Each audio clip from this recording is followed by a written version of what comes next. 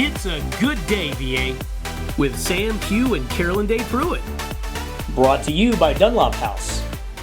My favorite thing about my job is I get to walk through the doors and see the residents smiling and happy, ready for the day to see what kind of activities we have going on. My name is Rachel Barefoot, and I'm the activities director here at Dunlop House. We do things like physical exercise, fun arts and crafts. Working with seniors is great because I like to be able to make their golden years the best they've ever had. No matter what's going on, the residents' health and well-being is our top priority. Dunlop House, more than a house, it's home. Welcome to Good Day VA. Sam, it's almost Christmas. We only have 2 shows left for 2022. That is right. Now I assume you got my Christmas list? I did receive your Christmas list. I do think that requesting your own private island is a little bit out of the budget for a Secret Santa gift exchange. Oh, you can't fault a guy for trying. I just hope you haven't regifted the Thanksgiving soda from last show. Oh no, I don't have any any absolute enemies on my Christmas list this year. But I do think that Shai enjoyed it. Oddly enough. You know, I saw that video and I'm impressed with his iron stomach. Let's look. Let's take a quick look. And we take this time for Chai to experience and enjoy the Thanksgiving feast that his fellow crew members do. Thank you, Craig, for this opportunity for me to be in the lineup so that I can stand up against the wall, too. Sure, Chai, we're going to call this an opportunity. Opportunity or... In a way, it's... Let me serve you green bean and casserole soda. Green bean casserole soda. See, in a lot of ways, this reminds me of the fun that people have with Harry Potter jelly beans, because some of the flavors... Flavor beans. Birdie Box. Yes, they're very disgusting. Like, well, I won't go into the various flavors. But green bean casserole this is. So, all right, family and everybody else, let's see how it goes. Bottoms up.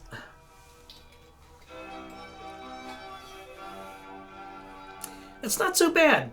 As I was talking to Carolyn Day about, it does have a veggie kind of undertone, but there's still a sweetness to it, but it does not remind me of green beans. And this coming from a guy who used to drink the green bean juice when I was growing up.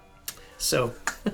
I serve you the carved beast, turkey and gravy soda. Carved beast, turkey, and gravy soda. Okay, I never in my wildest dreams expected to actually be tasting these sodas because I thought for sure that Carolyn Day and Sam would have consumed the entire bottle. But Craig has saved some of this for others. Here we go.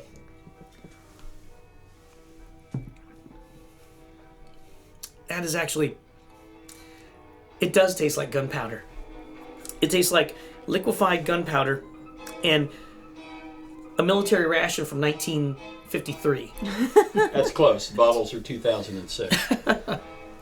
Let's wash that down with some mashed potato and butter. And see, I love butter. I love butter. I love the Thanksgiving meal. Turkey, mashed potatoes, and butter with gravy. I love this stuff. Let's see how it tastes. Ugh. That tastes like aged turkey broth that somebody poured carbonated water into. Oh, that's pretty bad. The butter. Dessert? No, not dessert. Cranberry sauce. Cranberry? To go with your turkey. Oh, cranberry. This should be refreshing to cleanse the palate. Yeah, okay. Okay. It's not so bad. This would be better with an equal amount of vodka in this, perhaps. But hey. But it's not bad compared to the mashed potatoes and butter, which is really rancid butter. That's a new idea for these. How to mix them into cocktails or... Maybe the alcohol will kill the... That's a stage 2. Put a shot of something in there and see rum and fruitcake. Dessert? Fruitcake. This was the most controversial one at our household as everybody watched Sam and Carolyn Day imbibe these elixirs. And so... That's a nice name for them. You're being very generous. So as everybody watched these, my mother loves fruitcake. She orders from a company in North Carolina. Very expensive fruitcakes, but if you get them on sale, it's not bad. She's a fruitcake connoisseur. She used to mail them to me when I was away in the Air Force. And I never really liked them until I was away and I tried them. So I'm a fan of fruitcake as well. So let's try the fruitcake. Okay, it's not disgusting. It does taste like cardboard.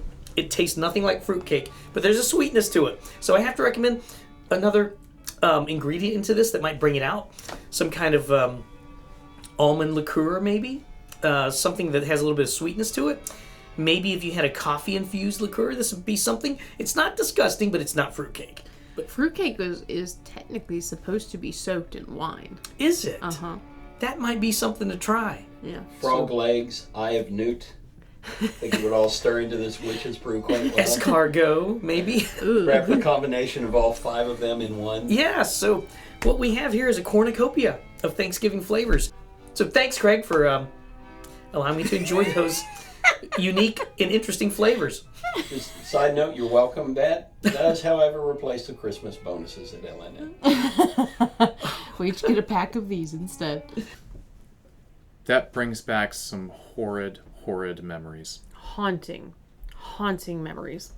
For those of us who can make time in their busy schedules, Chai has found another great place to explore. Yeah, this location may not be on your short list to visit, but maybe it should be. Shai, take it away. In this episode of Uncommon Wealth, we journey approximately 3.5 hours west on State Route 460 to a community adjacent to Roanoke, Virginia. That place is Salem, home of Dixie Caverns. We are here in Salem, Virginia, right adjacent to Roanoke, Virginia, about 3 hours west of the Tri-Cities. And so this is Dixie Caverns. Let's take a look. It's as exciting for me as it is for anybody. If you love spelunking, if you love walking through caverns.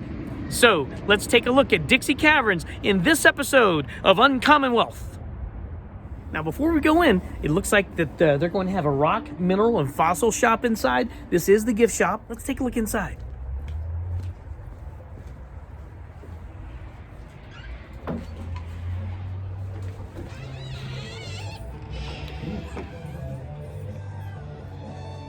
Very interesting. So let's take a look at the other side of the gift shop, which is more into the minerals and all that. There's all sorts of crystals and rocks, copper, like right here. It's neat to run your hand through a stack of copper. Copper's worth a lot more than it used to be. So they've got arrowhead-shaped crystals here, and they're reasonably priced too. They've got these geode-looking crystals up here. They're really neat. They're shiny. Would be a great centerpiece on anybody's bookshelf, especially this thing right here. It looks like a fossilized shell of some kind. Look at that.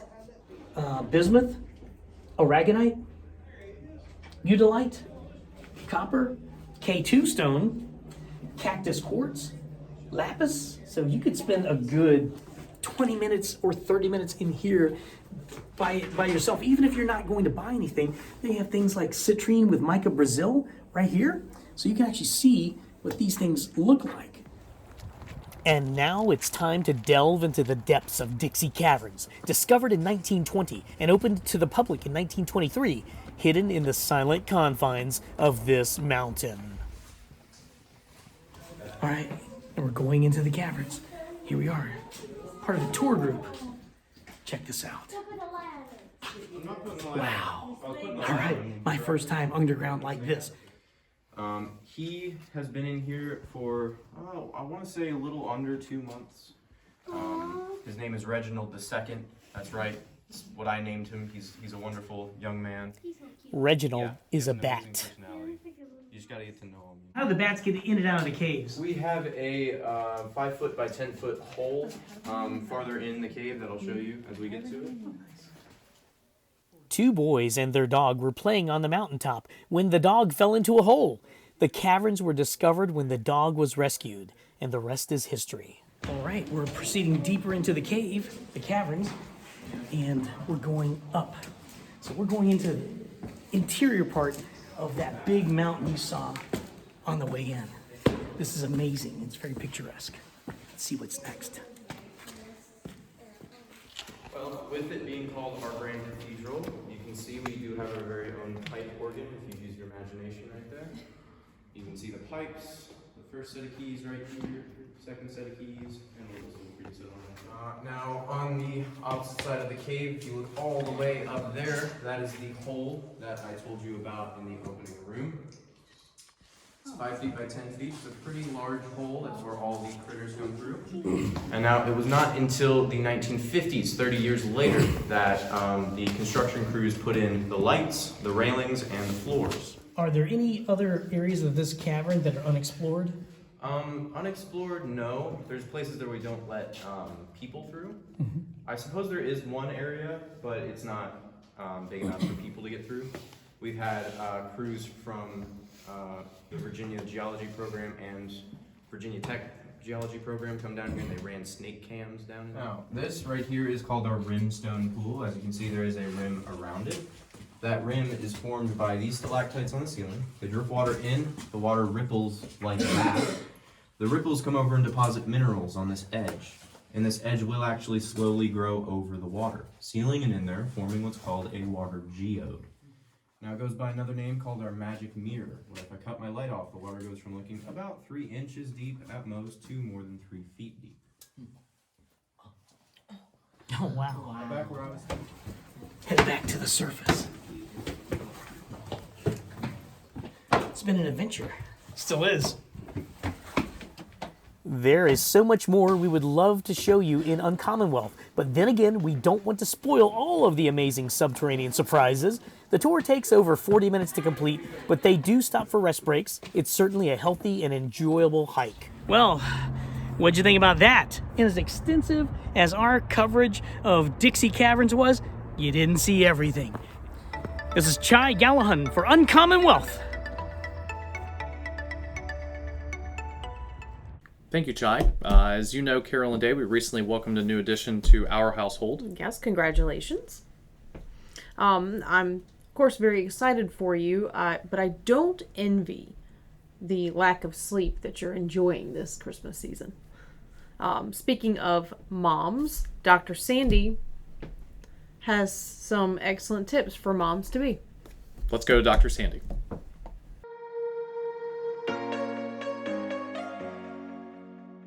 Today we're going to talk about pregnancy and how it affects the spine, things that you can do to help make your pregnancy more comfortable and, more importantly, more healthy for your new baby.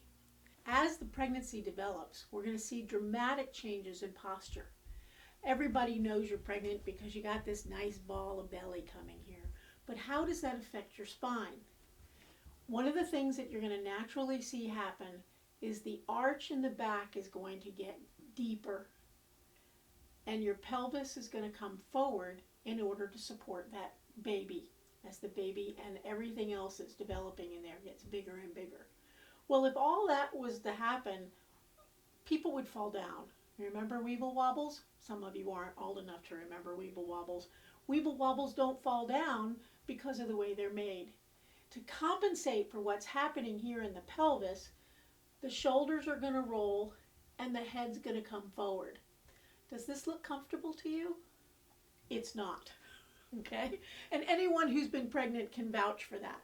So there are several things that you can do to help monitor how this is happening in a way that makes you much more comfortable throughout your pregnancy. Number one, it's important to move. The motion of your spine is what actually stimulates your brain.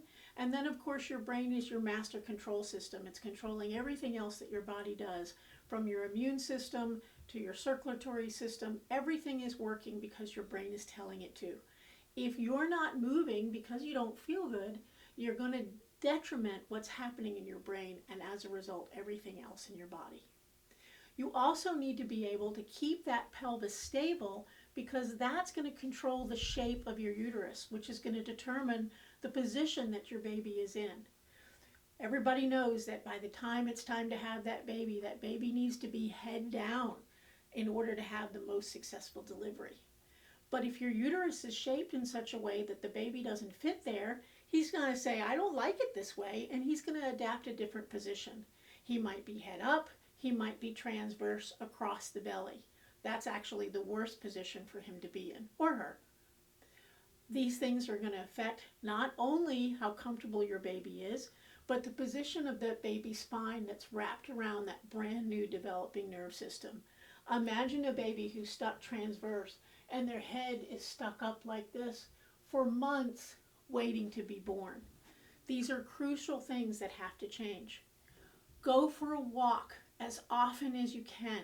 This is going to keep your hips, your pelvis, and your lower spine loose and moving. If it's uncomfortable for you to walk, that is a sure sign that there's a problem developing, and taking a Tylenol isn't your fix. Make sure that if a professional is telling you, oh, just take a Tylenol, that you get that checked by somebody who knows what's really going on in there and help you have a wonderful pregnancy and a very healthy baby. Is it time for some headline news? Partially. That's the partially part I'm looking forward to. Off to it, G. Welcome to Partially True News, where only the headlines are true. A man in Idaho with more than 250 Guinness World Records to his name has broken another world record by folding 31 t-shirts in under 1 minute. Now here's what you didn't know. His wife was later seen refolding all 31 t-shirts, stating, and I quote, "He could never do anything right." The owners of a Pennsylvania restaurant said employees had a scare when a deer crashed through the front window of the business and ran loose through the dining area. Now here's what you didn't know. Despite the mysterious disappearance of that deer, the restaurant insists that it has absolutely nothing to do with this new special, venison tenderloin. Yeah, okay. A collision on a North Carolina highway caused a tractor trailer to overturn and spill its load of hams, porks, and other various meats. Now, here's what you didn't know. The community is actually outraged at this, as this actually has a tendency to happen every other week. Community leaders have started a pushback movement, and the slogan is, get this, the butt stops here. Anyway, that's it for Partially True News. Back to you guys in the studio. That wraps up this edition of our show. We, of course, want to thank you, our audience, for being there and tuning in throughout the year, and also our sponsors who make this show possible. And a special thanks to Dunlop House in particular for all of their support. Wonderful people committed to their community. So have a great holiday season, Merry Christmas, and Happy New Year from us at Good Day VA.